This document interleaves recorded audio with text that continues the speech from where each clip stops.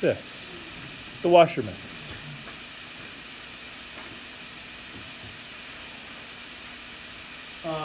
So the washer method, we're gonna use Play-Doh here in just a second to help with this. The washer method, first of all, let's talk about what washer we're talking about. We are not talking about the thing you put your clothes in, or the thing you put your dishes in, not the dishwasher. We're talking about more like a hardware store washer. So Sam, let me see your pancake there. When I say washer, sorry Sam. I'm talking about this, a washer. Do you see it? Like a hardware store washer that you use with like nuts and bolts and stuff, screws. A washer. So it's not the dishwasher, the clothes washer. It's a washer. And if you can imagine, if I took a bunch of these and accumulated them, do you see how it would be a solid with a hole in the middle? That's why it's called washers. Okay. There's the middle guy. Oh, we could. Yeah, we could. Okay, so let's talk a little bit about what this is. And I am so hoping that when you see this, you'll say, whoa, well, isn't that just like such and such? So check this out. If I were to do this, and I'm going to make something up. We can make this with Play-Doh here in a second. Maybe I make up some region, like, I don't know, how about maybe a graph does this. Maybe it's like some kind of a sine or a cosine graph. And then another one does, maybe it's a straight line or something like that. If I took that region right there, this is sort of like what we just did a minute ago, and I revolve it around, let's say, the x-axis, what do you think that shape would look like? Try it out.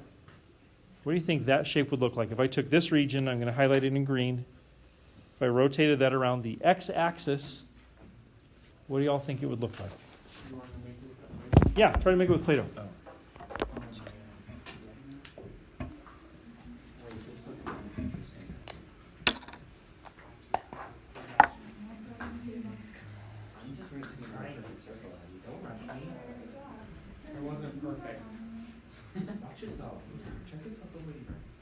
It's pretty easy to make these just sort of in a very general way, but it's hard to make them really good. So try your best. I'm going to try it. You'll be able to tell. The dental floss never lies. The flantal does. That's what the Play-Doh's. If you like, I'm sorry, I guess you should do it all four and have them. There we go. Try to get what's in your head on this. There we go. if you brought Play-Doh to the AP exam, would they like disqualify you? Yeah, no Play-Doh. We've asked that question before. Actually? Actually asked it, yeah. And I think many other teachers that do similar things with Play-Doh or fruit or whatever. Oh, And a knife? Before we went to our let's not meet very much schedule, like my opening project was let's find the volume of a grapefruit without using water. Because you can find the volume of grapefruit really easy just by dipping it in water and watching how much the water changed. But can you do it without that? So we would use this. We'd cut it in half and do all this cool stuff with the fruit. It'd take us like 2-3 days to do it, but we have that. So some teachers like, hey, we'll be able to like students brought in an orange just to remind them of this method or something, and they're like, no, how we can use it. Wait, before we went to what? Before we went to like the not very meet? Yeah, we used to meet 5 out of 5 days. 8 classes a day? No, it's still on a rotating schedule, but we used to meet what amounted to 5 out of 5. I mean, there were some double blocks in there and things like that, so there was some asymmetry to it. But back then, I was like, let's do stuff like that. Was school longer? Was there more school? Nope. So shorter classes. APs were treated differently than non-APs, is what it comes Really? down to. Yeah, APs met what amounted to 5 out of 5 on average. Non-APs met 5 out of 6 on average. Oh. So there were some logistical problems with that schedule. But, yeah, so people, we would use fruit and vegetables sometimes. You guys getting something like this? I mean, there's the x-axis. I mean, you can't really see it. Now you can see the inside a little bit better. Does that make sense? The inside is supposed to be a very straight line. Not a hole, right? Sorry, say again? There's not a hole. I don't think there's a hole. But right there at the axis of rotation, it would be exactly 1 point thick, right? So I like to do this just to test my own self, and I'd be happy to do this, any of you.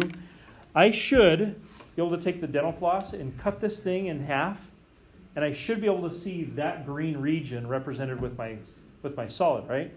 So let's see. I think I did an okay job. We're about to find out just if it was a good job or not. I'd be happy to do this with any of yours if you want.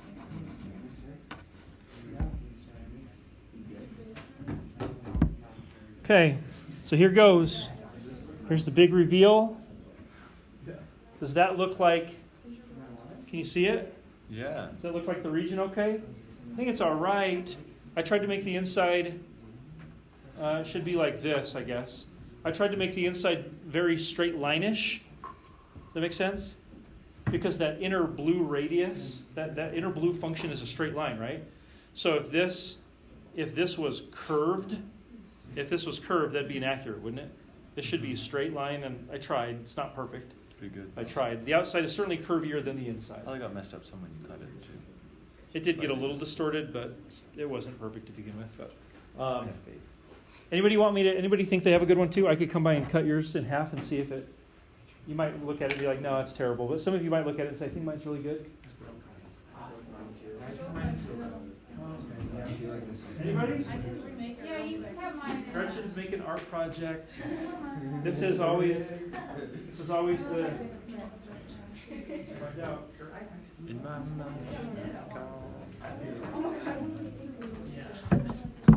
You should go just look at that. You should go just look at this, like this right here. You do it terrible. It would be. Yeah, and that's the issue, right? That's the hard thing. No question. Anybody else? Robbie, yours is good?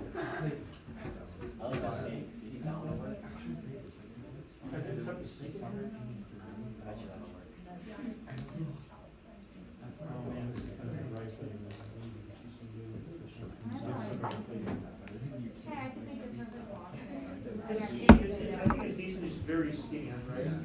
It's hard to see it. Yeah, right there on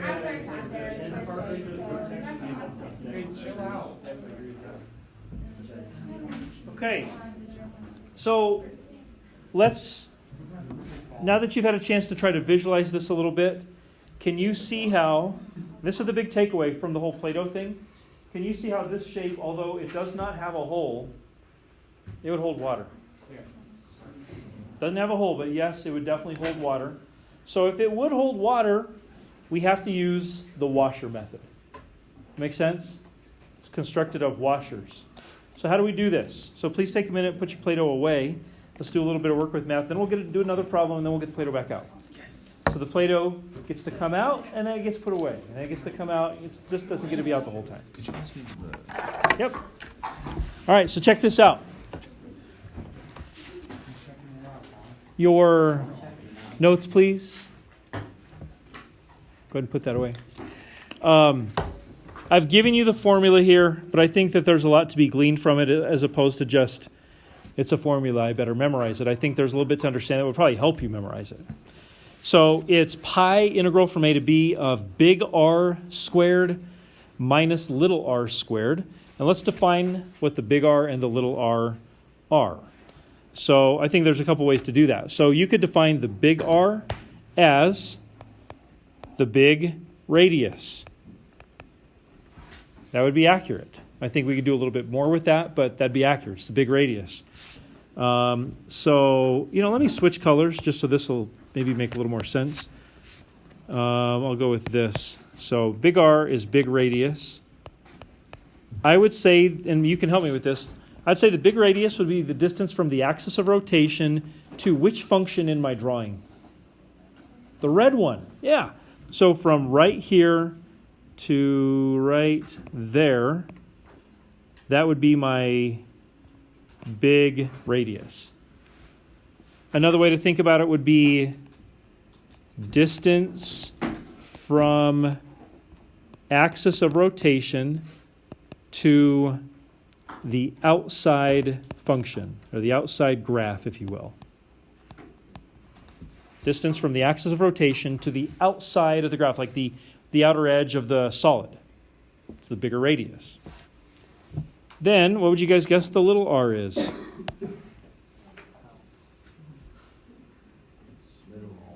Small radius, little radius, yes. So the little radius would be represented by my orange line segment. It would be from the axis of rotation to the closer, or the inside graph. So it'd be this orange line segment. Does that make sense? Not really. No? What part doesn't make sense? Aren't they the same at 2 points? So you bring up a good point. Like, it's where you choose. So as we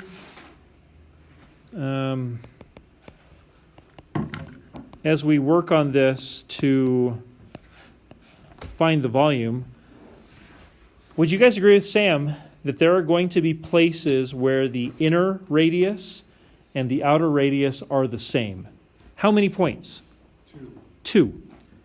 At every other point, they are different. Okay. So this symbol is super key. What is a definite integral? Oh, it doesn't have to include. Well, no, like go back to the. Limit. It's like a limit. Oh yeah, it's a limit because we are what? It's like defined boundary. This is a huge one. A definite integral. Somebody help Sam out here. He said it involves a limit, which is totally true, and it's got defined boundaries, which is totally true. But what is a definite integral? Like if some little, sixth grader was peeking over your shoulder and they saw you do the tall skinny S with the from 1 to 5, and they're like, "Oh, what's that?" And you said it's a definite integral. Are you a sixth grader? Seventh. Okay, so what if our seventh grader is peeking over our shoulder? What does that thing mean? And you said, "Oh, it's a definite integral." And then he said, "What's that?"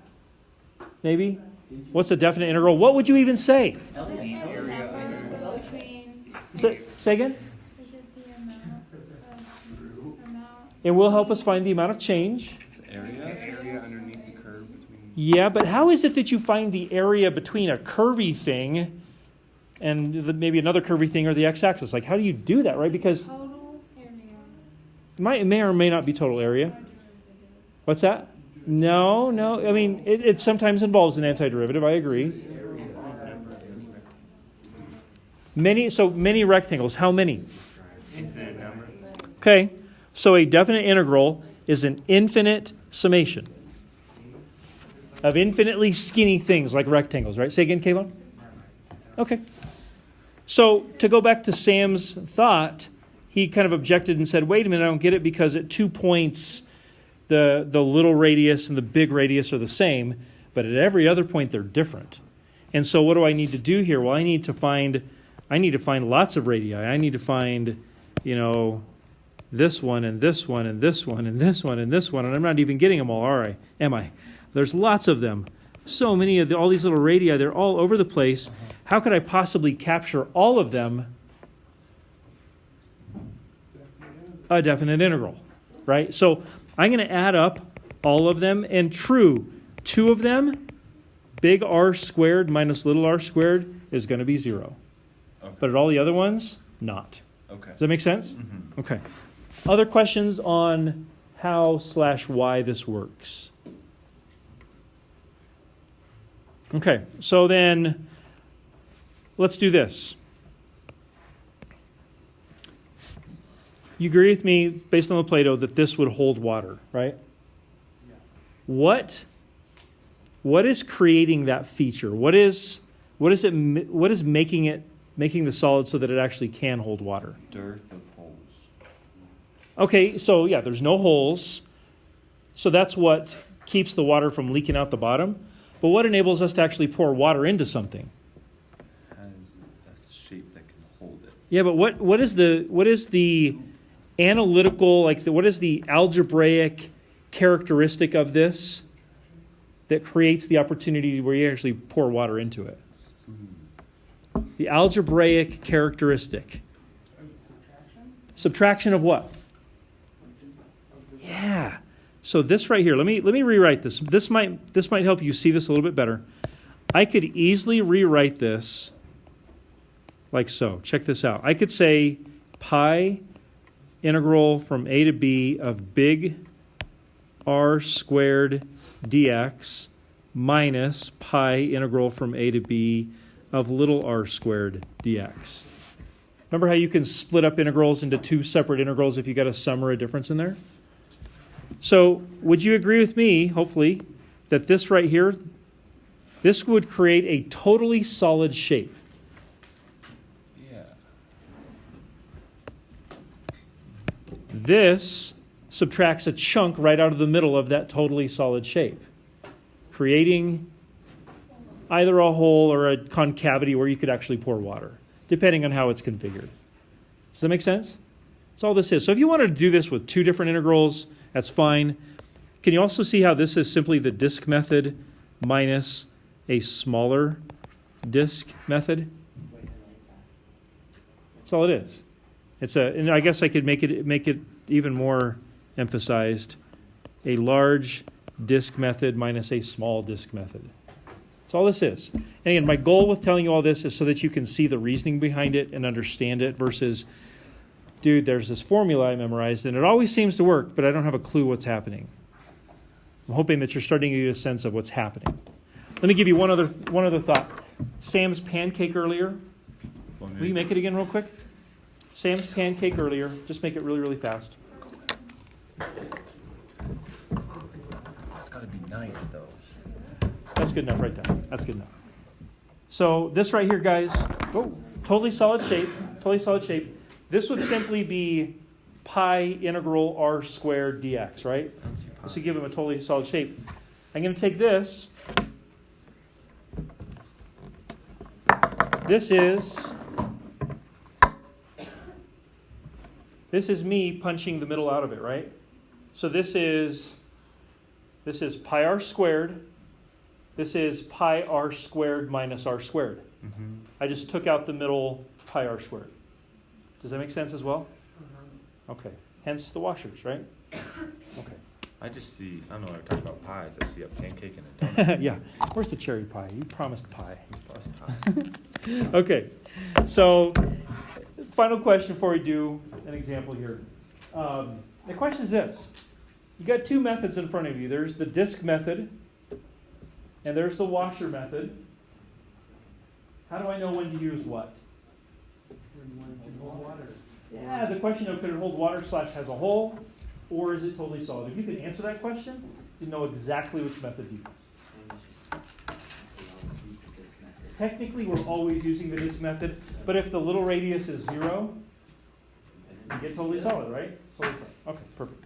So let's see here. Armed with all of that, I think that you can probably do this. Please check out number 3. If you want to use your calculator to think about what this region looks like, that's totally fine. If you can just do it without a calculator, that's fine too. But try to figure out what this region looks like. And I would encourage you, if you've got enough time, see if you can use some Play-Doh, figure out what it looks like. Try to set it up. See how far you can go with this. Give you a little bit of time. I'll make it with Play-Doh here too. The region that's being described. Does that make sense? We good with that yellow region there? So whether you visualize it in your head or you make it with Play-Doh or both, you see how this solid, if we actually made it with the Play-Doh or whatever, although it would not have a hole, it would be able to hold water if oriented correctly, right? Okay, so because of that, we need to use the washer method. And I got to say, I mean, have you ever used this phrase? Will you please put that away? Have you ever used this phrase? I need to make my own mistakes. I need to learn from my own mistakes. Can I leave it on? So you have a choice here. Listen up. I can be honest. I think that mantra can be effective, but if you apply it to everything, I'm just going to go ahead and say it, you're stupid. If you need to learn from your own mistakes in regard to gravity is real, and if I jump off of a 40-foot tall building, I'll probably break my legs or die. Is heroin actually addictive? Do you really need to learn from your own mistakes all the time? I don't think so. I think you're probably at your best when you can learn from the wisdom of those that have gone before you, maybe made their own mistakes, maybe seen others make mistakes, who knows? But I got to be honest. I got to be honest, there are a lot of things in this life where I would rather learn from the wisdom than others than learn from my own mistakes. Does that make sense?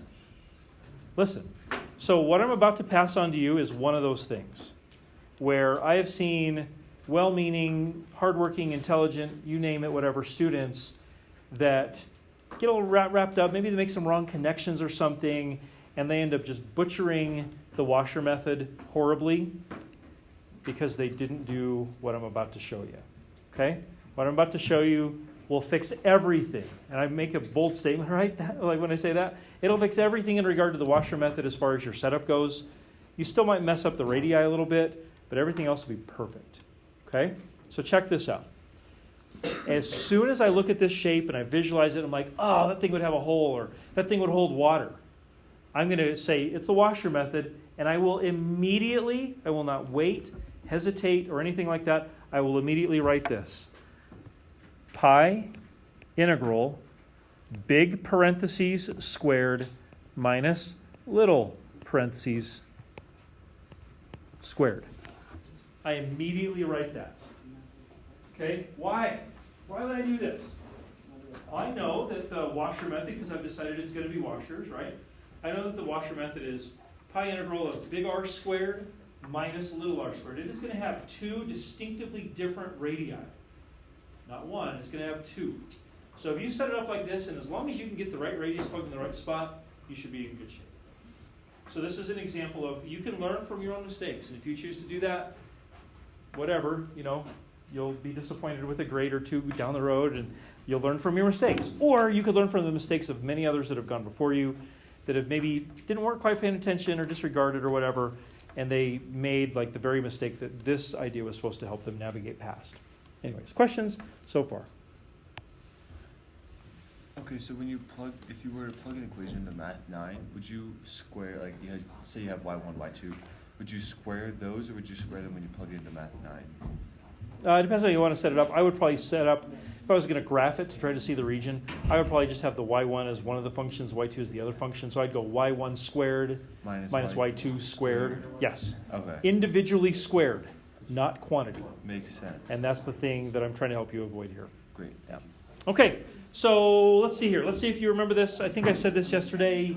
You said this yesterday, probably a total of, I'm going to go with 10 times. See if you know the answer to this. You knew it yesterday. What's the relationship between the axis of rotation and the representative rectangle? Tim? Perpendicular. Yay, Tim remembered. Fantastic. The relationship between the axis of rotation, which is the x-axis, and the representative rectangle is they must be perpendicular. So my representative rectangle would look like that. Does that make sense? It's actually possible to do it the other way. It'd be using a method that's not part of our framework called the shell method, which works neat. It's awesome. But the AP framework emphasizes the disk/washer method. So that's why we do what we do. But it's totally possible to do it the other way. It really is. So this has been rotated around the y-axis. It would be the same shape? No, it'd be a little bit different because y equals x squared and y equals root x have slightly different curvatures, and there'd be different lengths. I think we could find that they're different. Okay. But it would be very similar looking. Idea. Visually, it'd be hard to tell them apart. Okay. Yeah. Cool. Okay, so let's see here. Let's figure out some details. With these vertical representative rectangles, the thickness is always what? Yeah, the thickness is measured on a horizontal scale.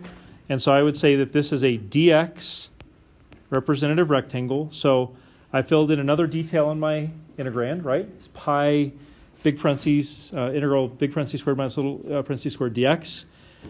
Accumulation. Where y'all think I would accumulate starting? 0. 0, okay. 1. And I would accumulate from left to right.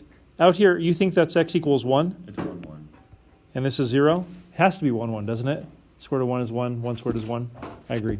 So it would be accumulating from 0 to 1, from left to right. And now the radii. So check this out. from the axis of rotation to the outside function. That's the big radius, right? If I wanted to be super duper literal about this, couldn't I just write y? And honestly, if you measure from the x-axis up, in its most elementary sense, that's just y. But it's not okay to leave it that way, is it? What is that big Y equal to? It's root x. That's right. So I could replace that big Y with root x. So then the little radius in a lovely blue goes from there to there. That's the little radius. And again, if I wanted to be super duper literal about this, couldn't I just put a Y right there? It's 100% true, but it's not how we should leave it. What is that little y equal to? X squared. So I replace that with x squared, and I've got it. Does that make sense? Do this with Math 9. I'm not. This would not be too hard to do without, in fact, I would say, listen now, I would say you would want to be prepared to be able to do this without Math 9. Here's what it would look like. Pi integral 0 to 1, it would be x minus x to the 4th. Next step, pi times 1/2 x squared minus 1/5 x to the 5th. Evaluated from 0 to 1. Plug in the 1.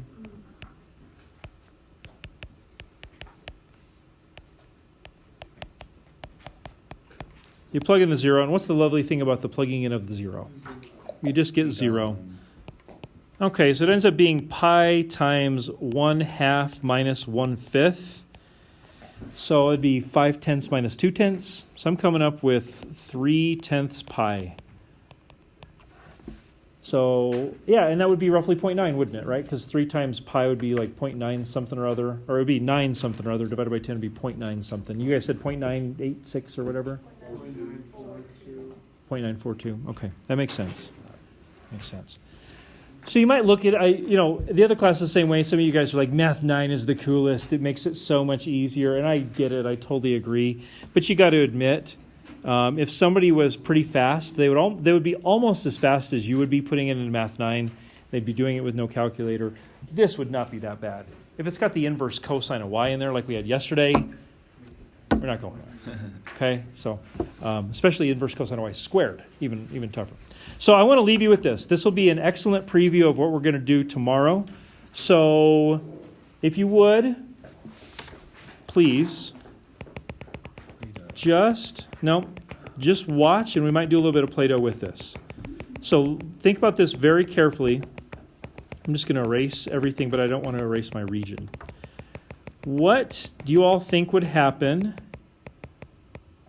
So funny. It's all going away.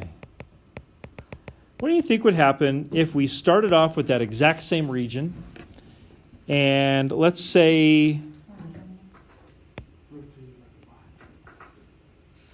we could certainly do that, but what if we took that exact same region and instead of rotating it around the x-axis or the y-axis, what if we did this? What if I said, hey guys, we're going to rotate it around the line x equal Well, that would just become our new x-axis. this is not theoretical at all. What would happen if I decided to rotate it around the line like x equals -5 or whatever that is? I have an idea. So what do you think would happen? What do you think? Okay, so if you made the x equals -5 our new x-axis, and you said like you have to do like it would have to be all your equations moved up a bunch, and Okay, then yep. you have that line as your whole.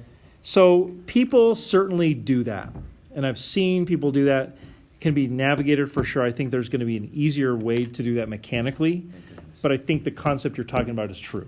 Wait, I really do. isn't that y equals -5, not Oh, sorry. Yep, y equals. Thank you. There we go. Y equals -5. My bad.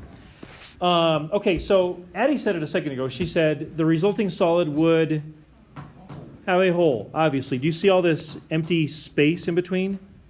Like all this stuff? That empty space would get rotated down here as well.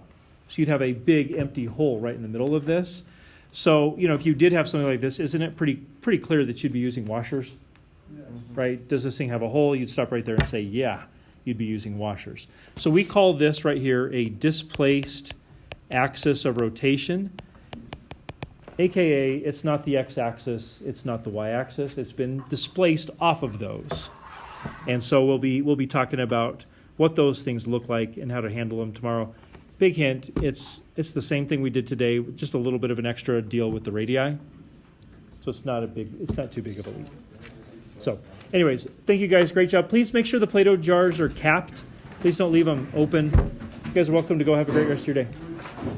Theoretically, would each part just add 5 to it? Would each what add 5 to it?